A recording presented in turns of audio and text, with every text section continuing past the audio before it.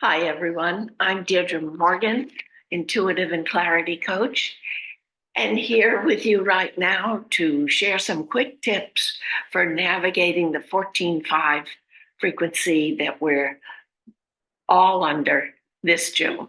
This June is a wonderful month. Please start with that attitude. It has heaps of blessings and new opportunities for us. So do what you can to embrace them. Smile. So, what is the universe doing and thinking about this month? What is this 14.5 frequency? So, how did I figure it out? Very simply. For those of you who have been with me before, old hat, I know, but we have lots of newbies. So, take your time. In numerology, it's very simple. We believe that numbers have energy, hold energy that is not quantitative in value. We know that from math and science.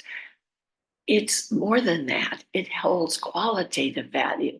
It represents qualities, skills, aptitudes, strengths, shortcomings, even. It can assist us in following our path and bringing out the best in ourselves. So, how did we figure 14.5? Okay, quite simple. 2024, we add it together and we get an 8. Now, numerology, 8 represents power and authority. And so, our focus for the entire year now is on power and authority, what it means to each of us, to you, to me, and how do you use it? Could be that we're in for a big surprise, a need to reset. Let's see. So that's where the 8 is. We're in this June, which is the 6th month of the calendar year. It's that simple. And 6 is all about the heart, all about love and responsibility. Though sometimes I think it's also accountability, but never mind. So, what the 6 indicates to us is to respond from the heart, to respond ably from the heart. So, power and authority, we're getting a hint, is now about living, acting, thinking, choosing from the heart. Big shift. Now, 6 and 8, we know, equals 14. And the 14, really won't believe this, indicates that this June now is the time to resolve any issues you may have about power and between power and control. Okay? Before I move into more detail on that, though, I want to just mention that 14, which in numerology we usually don't recognize double-digit numbers. We add the factors together to get a single digit. So let's do that now, quick. 1 plus 4 equals 5. And 5 resonates to change, choice, and freedom. So what that means is this month is about choosing change, which will free you from old patterns or beliefs that are blocking you from your happiness and your real fulfilling life. Okay? Back to 14 now, okay?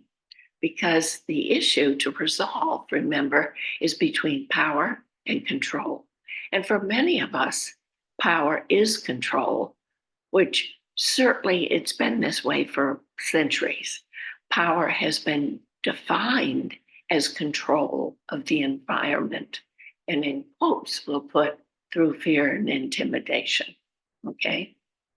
Control has been defined as the power to influence or direct people's behavior or the course of events.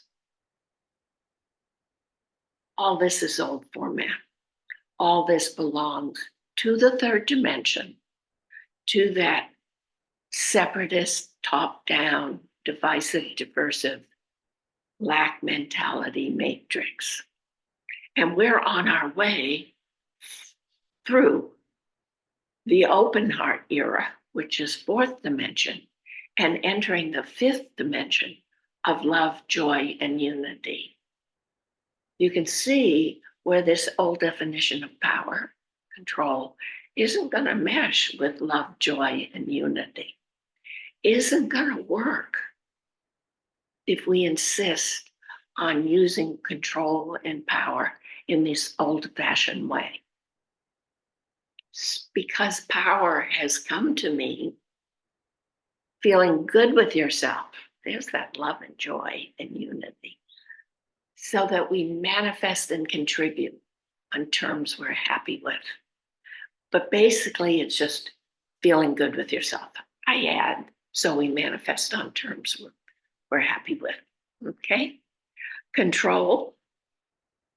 Well, let me make myself clear. I'm not talking about self-control. Okay? You managing you. Self-control is always important. It gives us that sense of self, a sense of empowerment in this case. However, control, which seeks to be controlling others or outcomes or the environment, in other words, interfering with other people's free will, is a whole different story. So this month, I want to focus and concentrate the tips on you making an easy, smooth passage into this new power mindset, the growth mind, as opposed to rigid mind. And that comes from my friend Katie Rose. The first tip is to stay mindful. We've got to make a big switch out of power and control, old format, into empowerment, the new 2.0 version of power, feeling good. And what's bound to come up this month? Most likely you'll be presented with at least one or two situations where you don't have control. You don't have the vote. So the question becomes, what are you going to do with it? What's your choice? Your choice is you can struggle to regain control or get your way and make it work on your terms, or you can accept what's happening and see how to work with it for the highest and best. Okay? And here's a spoiler alert. When you choose the latter, that need to control becomes less important, and you begin to shift out of that third dimension paradigm. We grow through pain and suffering.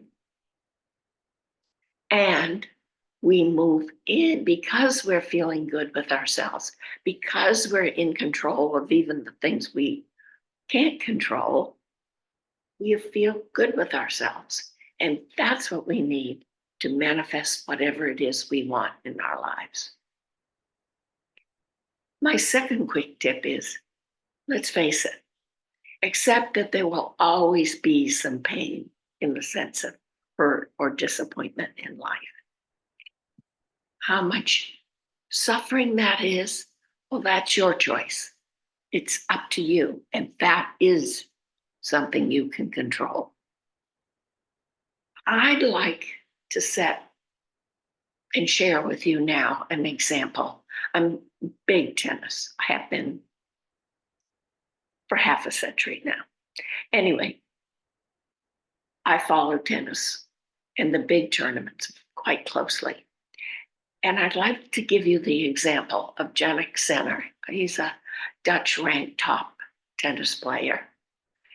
And he just lost it was a magnificent 5-setter to Carlos Alcaraz at the Roland Garros French tournament, which is one of the top 4 tournaments in the world. Jannik himself is in the top 3 players in the world. But here's what he had to say when a reporter at the post-match press conference said, "I know you're disappointed on how it went today. Could you please comment?" And here's his reply. "I just have to accept it. I was disappointed how it ended.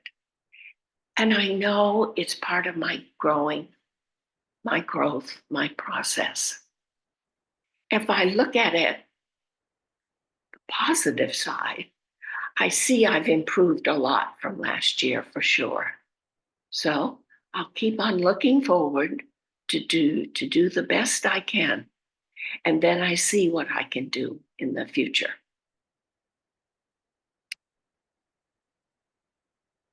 This is my great statement, and we can all take a page out of this book. So move on, move ahead, use his accept it, see where I've improved, see what's good of the situation, and do the best I can and see what can be done. And when we're doing that, the third tip is, look, accept that change is inevitable in this life, on this planet, and choose to believe that change is good, that change is part of the divine order, which is your wingman. The fourth tip is, when it's time to break your routine or your rules, do it with conviction, heart. 5, stop thinking about what could go wrong. Cross that bridge when you come to it. If something does, you'll have a solution. You're a thinking person. However, it's essential you stay in the present. Number 6, take the action. This month, it's 5. 5 is physical. It wants you to start. So take action to create the changes in you and your life that will lead you to your greatest potential, your best life. And I ask yourself, what am I willing to do to lift my consciousness, to expand my world? Let's see, I think number 7, I'm going to challenge you now. This is a difficult one, but let go of taking sides. I'm not saying you can't have a preference, or you can have a like and you can have a dislike. I'm talking about the either or, the black-white thinking, that it polarizes us. And by polarized, we go rigid, we get stiff, we don't move. We emotionally charge the issues. And this is an essential part of duality. And duality, which we've been living in 3 dimension, leads to polarity. It's essential if we're to have peace and prosperity on the planet to change this completely, to obliterate polarity. It's a choice. And polarities, polarized thinking, is what creates separatism and divisiveness, which leads to, violence, wars, illness, social injustice, you name it. Think about it. To be hostile to someone who holds a different point of view fuels our staying in the 3rd dimensional matrix that hasn't worked in our behalf very well. We have been overwhelmed with outside authority telling us how much we lack. And we have adopted a lack mentality because of it. The third dimension hasn't served us well.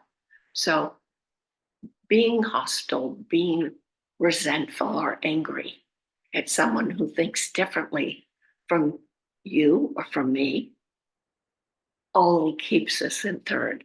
Let's move into that hope and open heart in the fifth dimension.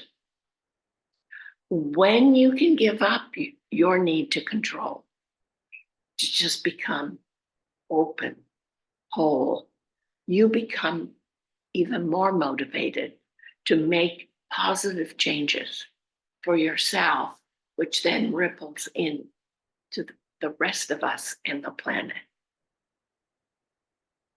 Number 8 is in dark moments, and we're all going to have challenges, especially when we hit those spots where we aren't in control. If it's still a need for us to control, to feel safe and secure, whether it's to be loved and wanted, to be right, to fit in, to be important, whatever that issue is that makes us feel powerful in the old format, of course. There will be some downer moments, perhaps. When or if you hit them, do your best to recall a time, a day, a moment, a happy memory, and remember how you felt being happy and being in that moment. And then let yourself fill up with that happy joy bubbles, okay? Because letting yourself be in that space resets your inner compass so that you can live without anxiety, panic, hostility, and fear. Self-doubts just melt away. So feel those joy bubbles, feel that happiness, and then redirect your energy to some activity.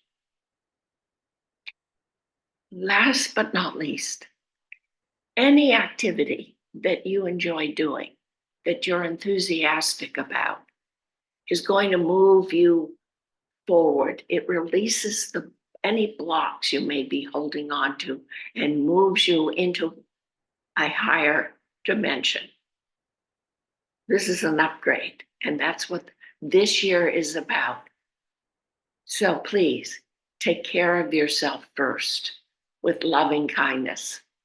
Now, I've had a few friends say to me, "Oh, that's so selfish to put yourself first." And I say, no, it's not.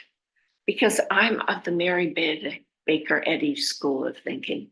She founded Christian Science, and I admire this teaching she held. Self-care is the highest form of service because you can only give what's inside you.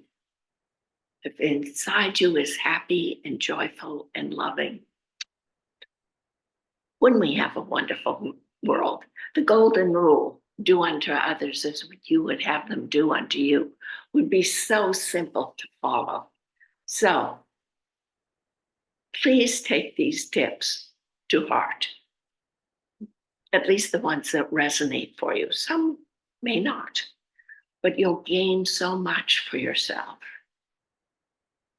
And that makes it a beautiful month of new opportunities, new horizons, and new adventures. I'm Deirdre Morgan. I've loved spending this time with you. And I say, it's all about love. Everything is incidental. And I'll see you next month. I got my fingers crossed. So smile, live it up, and thanks for joining.